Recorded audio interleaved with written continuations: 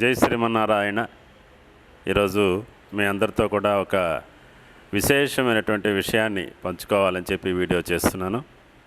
మనం శ్రీరమ్య తిరుమలలో నిన్న సాయంత్రం శ్రీరామనవమి సందర్భంగా శ్రీరామ కళ్యాణాన్ని శ్రీ సీతారామ కళ్యాణాన్ని చేసుకోవడం జరిగింది.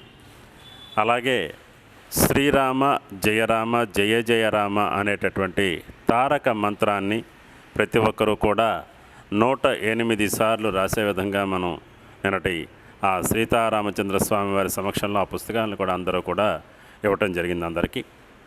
అదేవిధంగా ఈ రోజున మనకి నేరుగా ఆ శ్రీ సీతారామ లక్ష్మణ హనుమత్ సమేత రామచంద్రమూర్తి వారు మన దగ్గరికి ఆలయానికి వేంచేశారు.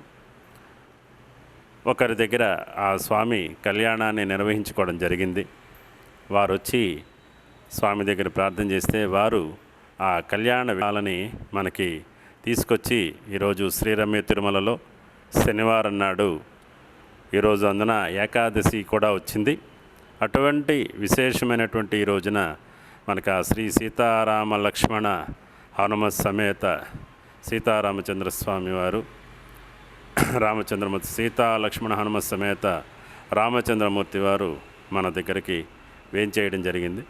ఆ విశేషాన్ని మీ అందరితో కూడా పంచుకోవటానికి ఈ వీడియోని చేయడం జరుగుతోంది.